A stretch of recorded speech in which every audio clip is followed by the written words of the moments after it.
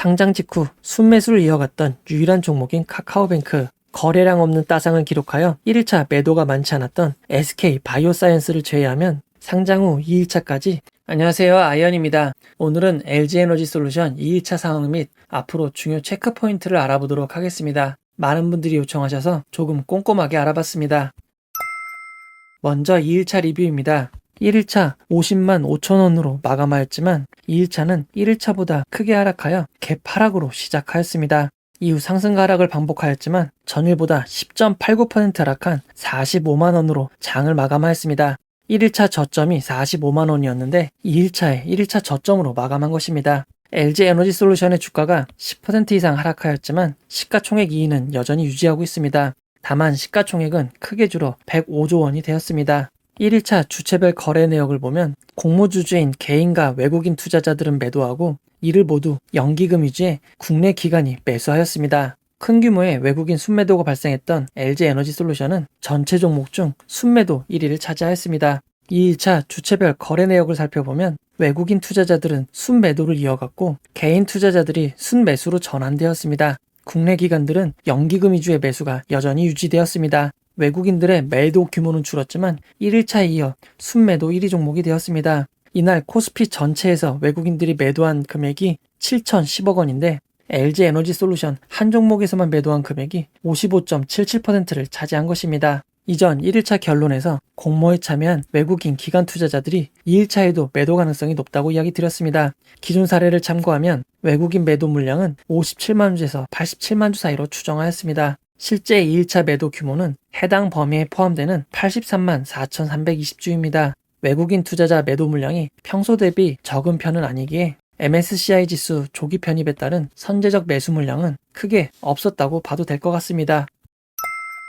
개인 투자자에 대해서 알아보도록 하겠습니다. 1일차 개인 투자자의 거래 내역을 살펴보면 키움증권에서만 약 71만 주의 순매수가 있었습니다. 2일차 거래원을 살펴보면 여전히 키움증권에서는 20만 주 이상의 순매수가 있었습니다. LG에너지솔루션 공모주 청약에서 가장 많은 주식을 일반 청약자에게 배정한 증권사는 KB증권입니다. KB증권도 매도보다는 매수 물량이 조금 더 많았습니다.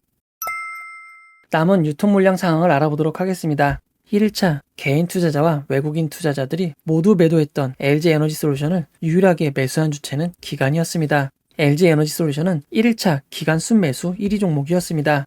2일차 상황을 살펴보면 2일차에도 LG에너지솔루션은 기관 순매수 종목 1위가 되었습니다. 현재 주체별 유통 물량 상황을 알아보도록 하겠습니다. 상장 당시 가장 많은 매각 물량을 보유했던 주체는 공모 개인 투자자입니다. 이어서 외국인 투자자들이 45%의 지분을 가지고 있었고 국내 기관은 1.78%밖에 되지 않습니다. 하지만 상장 후 2일간의 거래를 거쳐 주체별 유통 물량 비율은 큰 변동이 있었습니다. 외국인 기관 투자자들은 지속된 매도로 인해 보유한 물량이 27%까지 낮아지게 되었고 개인 투자자들도 42%까지 낮아지게 되었습니다. 이 모든 수량은 국내 기관이 매수하였습니다. 주체별 비율의 변화를 살펴보면 2일차에 국내 기관이 외국인 투자자들보다 더 많은 지분을 갖게 되었습니다. 개인 투자자의 지분도 순매수에 힘입어 소폭 지분은 늘어나게 되었습니다. 기존 사례를 확인해 보도록 하겠습니다. 현대중공업의 상장 후 주체별 매매 상황을 살펴보면 외국인 투자자들은 상장 후 3일까지 매도를 이어갔고 4일차부터는 매수와 매도가 반복되었습니다. 그리고 기관 투자자들은 상장 후 10일차까지 단 하루를 제외하고 순매수를 이어갔습니다. 현대중공업의 상장 후 주체별 비율 변화를 살펴보면 외국인 기관 투자자들은 상장 후 3일까지는 지분율이 급격히 낮아지지만 이후에는 큰 변동이 없었습니다. 반면 기관 투자자들은 의무 보유 확약이 해제되어 매도 가능한 물량이 나올 때까지 지속적으로 지분율이 올라갔습니다.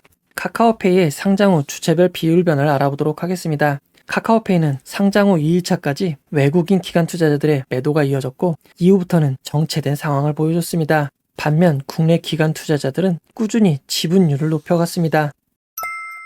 종합 결론을 내려보도록 하겠습니다. 상장 후 매각 가능한 외국인 투자자들의 주식 비율 변화를 살펴보면 상장 직후 순매수를 이어갔던 유일한 종목인 카카오뱅크, 거래량 없는 따상을 기록하여 1일차 매도가 많지 않았던 SK바이오사이언스를 제외하면 상장 후 2일차까지 대규모 매도를 완료하는 경향이 있었습니다.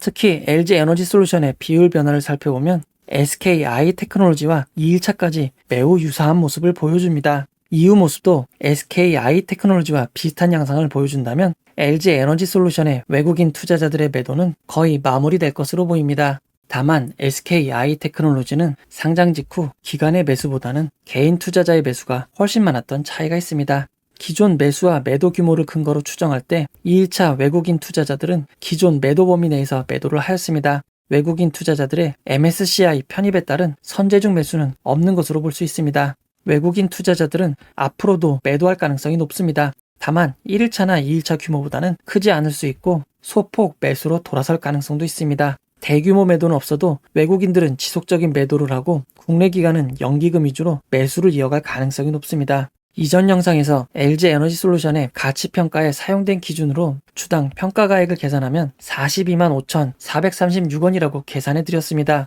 다행히 금요일 CATL의 주가는 3%대의 큰 상승을 하였고 나스닥 종합지수도 큰 폭의 상승이 있었습니다. 1월 28일 금요일 기준으로 다시 한번 가치를 평가해 보도록 하겠습니다. CATL의 시가총액은 크게 상승하였고 반면 삼성 SDI의 주가는 소폭 하락하였습니다. 그럼에도 CATL의 상승세가 훨씬 컸기에 새롭게 개선된 주당 평가 가격은 43만 5,773원입니다. 물론 해당 가치 평가 방법이 무조건 옳은 방법도 아니고 말 그대로 현재 상황의 가치일 뿐입니다. 수익성에 변화가 있거나 비교 기업의 주가 변동이 있다면 큰 변동이 있을 수도 있습니다. 그리고 가치를 기반했을 때 언제나 언더슈팅이 나올 수 있고 오버슈팅도 나올 수 있는 것이 주가입니다. 최근 증시 하락이 이어지고 있습니다. 2020년 이후 진행된 코스피 상장 종목들의 주가와 평가 가치를 살펴보면 기관 투자자 수요측이 좋았던 대형 종목들, 특별한 이슈가 없는 종목들은 대부분 아직도 가치평가 금액보다 우위를 기록하고 있습니다. SK바이오팜, 하이브, 명신산업, 솔루엠, SK바이오사이언스, SKI테크놀로지, 현대중공업들이 그 예입니다. 주가 흐름은 아무도 맞출 수 없습니다. 그래도 가치평가가 아예 잘못되지 않았다면 현재 주가가 가치평가 금액과 큰 차이를 보이지 않습니다. 이에 따라 심리적 안정감을 줄 수 있습니다.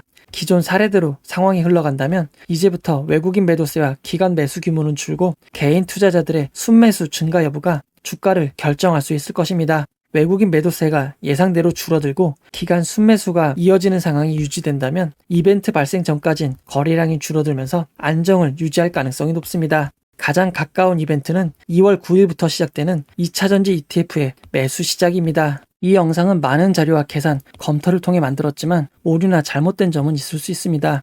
투자와 매도의 선택은 반드시 본인의 판단으로 진행하시길 바랍니다. 이 영상은 후원회원 여러분들의 후원과 구독자 여러분들의 슈퍼땡스, 댓글을 통한 따뜻한 격려를 통해 제작되었습니다. 항상 고맙습니다. 이 영상은 투자 권유가 아니며 투자는 오롯이 투자자의 판단으로 이루어져야 합니다. 영상의 잘못된 점, 보충이 필요한 점은 채널의 커뮤니티 게시판 혹은 이 영상의 고정 댓글로 안내해 드리도록 하겠습니다. 고맙습니다.